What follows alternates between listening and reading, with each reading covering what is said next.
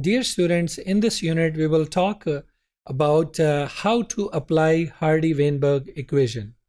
As Hardy-Weinberg is a very important mathematical equation, this is incredibly useful because it describes mathematically the genetic product of a population in which all individuals are equally likely to survive and to produce surviving offsprings. Now, Hardy-Weinberg equilibrium also has its vast application in population studies and population analysis.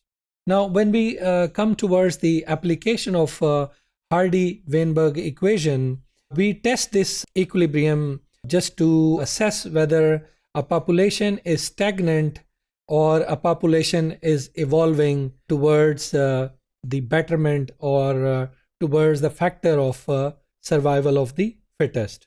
Now, as you can see here, the Hardy-Weinberg equation specifically calculates the genotype frequencies that will be observed in a population which is not evolving. And on the other hand, it also tests the genotypic frequency of the population which is evolving.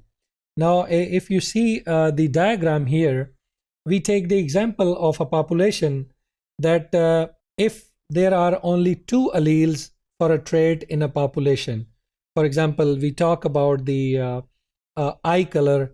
Let's suppose that the gene for eye color has two alleles. One allele give rise to blue color, and the other allele, if it's present in an individual, it give rise to brown color. So this is the Hardy-Weinberg equilibrium, which shows that frequency of homozygous dominant genotype.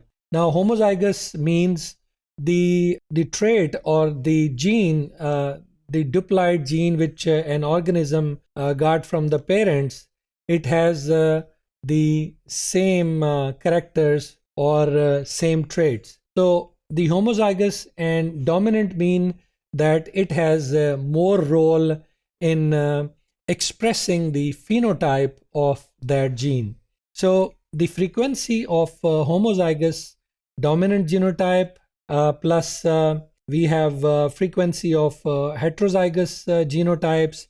You can see here that P and Q are two different genotypes, two different allele or of a same gene. So this is then we have a frequency of homozygous recessive genotype. Now, recessive genotype means if this genotype is present in a heterozygous condition, it will not exert its role in the phenotypic expression of that gene. So you can see here that in that population, if P is the dominant one, then in the homozygous dominant, we have this purple color.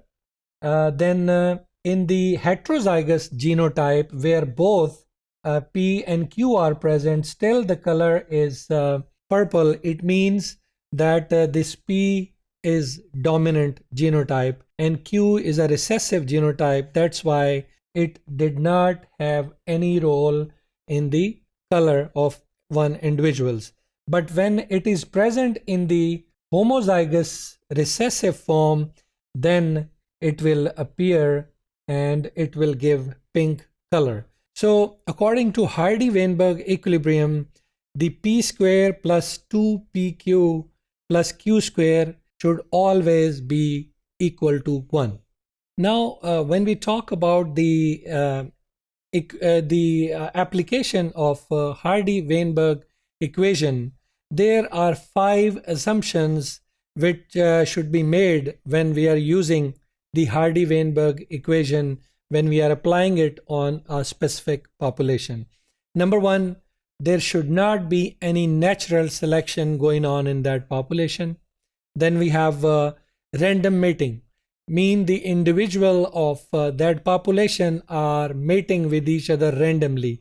There shouldn't be a specific pattern of mating of specific population with the a member of another population of the same population with certain characteristics. Then there shouldn't be any mutation going on between the two generation of the population. Then it should be a closed population. There should not be genetic mixing from the outside to increase their allelic frequency.